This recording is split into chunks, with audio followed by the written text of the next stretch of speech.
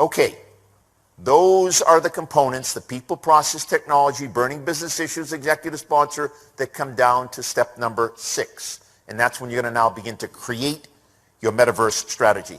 I remind you a couple of things. One, it's going to leverage all of the above steps. So I don't believe you can just create the strategy. You've got to have the input, the data, to make it happen. 2, when you talk about strategy for customers, it's really 3 buckets that we typically look at.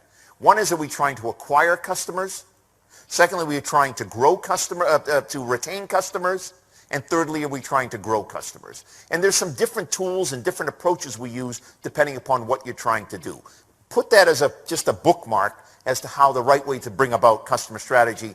But here's what I think that we really want to do inside the strategy. There's 3 components.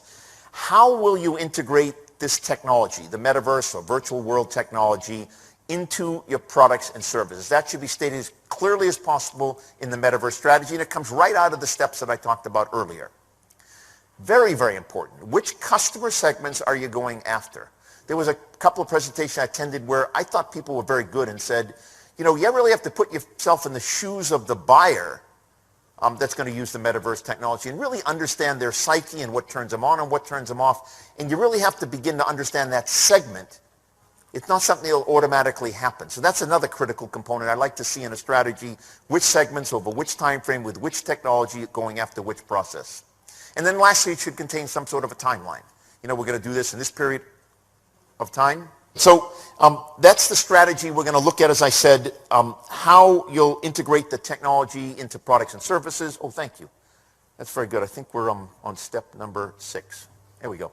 Which customer segments you're going to target, very important, and then the timeline.